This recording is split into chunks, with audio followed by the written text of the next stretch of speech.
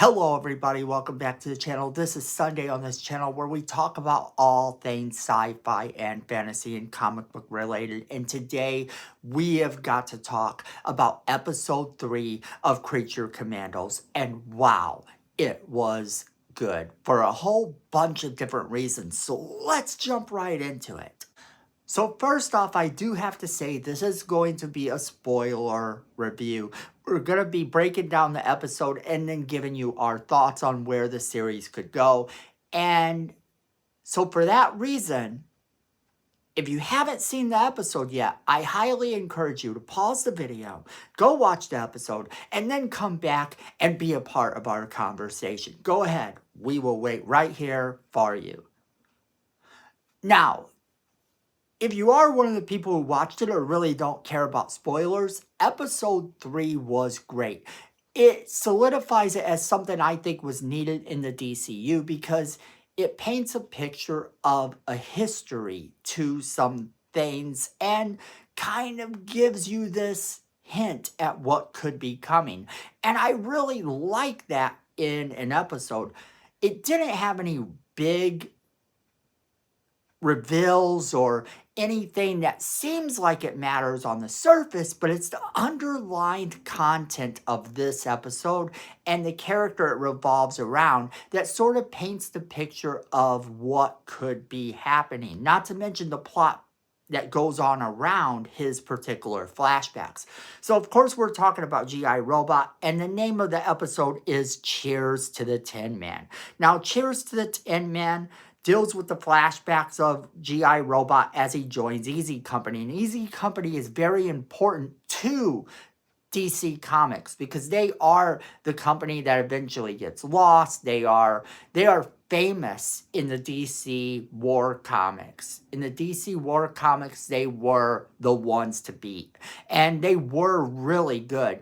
And they got a bit crazy at times because G.I. Robot came in. There was some sort of comical vibes to them, but they were at the heart of it very patriotic and very cool comics to read. And if you ever get a chance to go back and read some of those, I highly recommend you do so.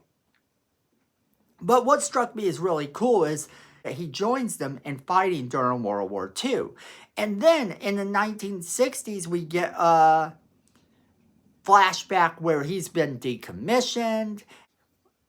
He eventually is bought by a collector, Sam Fitzgibbon. Now, I don't know if that's an actual comic book character or not, but he accepts him into his home, and he learns that he is part of a group that is Neo, the whole thing there. And G.I. Robot is meant to fight evil German soldiers. So as soon as he learns what this guy actually does, what this guy wants to bring about, oh no, it's over. It's endgame. Well, during this time, we're getting the plot revolving around in the future, in the present day. And what's happening is they're trying to rescue the bride and Nina. And when they're trying to rescue the bride and Nina, we get to see that they have been left behind. The bride and Nina were tied up, essentially, with Nina put in a tub with barbed wire and all this so she couldn't get out, and the bride tied up. And they left them there. So Cersei leaves them there for no particular reason. So as the episode progresses, we'll start to learn more about that. But we get to see G.I. Robot kill this entire group of people that, had tried to get him to be a part of their group. Then, of course, we get to see him be arrested and sent to prison. So that was awesome. Then we go back to the present day where the bride reveals that they left him alive there. And Agent Flag suddenly realizes that there's a reason that they're going after the princess. So they gather everybody up, and G.I. Robot pulls Nina's tub up so that he can take her in the water because she can't leave the water. Her helmet's been broken. And they go back to the castle. They go back to the castle in time to see the princess fighting. And they can't get into the castle, but G.I. Robot gets to fight evil soldiers, so he's happy. He gets to pretend like he's fighting evil soldiers again in World War II. And they show him come up and sort of have a hover like device underneath them. It was so awesome. But then something really weird happens. Cersei is there and they get the upper hand and they beat Cersei. They actually managed to beat her for the time being.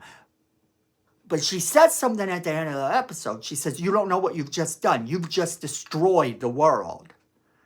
So is Cersei the bad guy? Or is it the princess? And that's really what this episode brings to the table. However, what are the implications here? The princess is the bad guy. Who is this princess? What is her deal? And why is she doing the things she's doing if she is the bad guy? And not only that, I love that this sort of brought in some of the characters from the past that we wouldn't have got to see in anything else. Seeing G.I. Robot with Easy Company was great. And some of the deep cuts that represents in DC Comics is something that's worthwhile. Anyone who ever tells you that James Gunn doesn't know the DC Comics, he wrote this before he actually got signed on to be the head of DC. And he wrote this because they asked him if he wanted to write an animated series, and he said he liked Creature Commandos. But the fact that he put all of this in there, that he put Easy Company in there and some of these deep cuts that he gives us is really cool. It shows that he does know DC Comics. So that's really big in itself.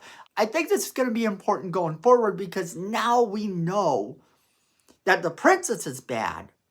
And it could lead to a much bigger DC character being the bad guy than what we thought. Cersei is great, but she's not really the major bad guy type of character that one would think would kick off the DCU.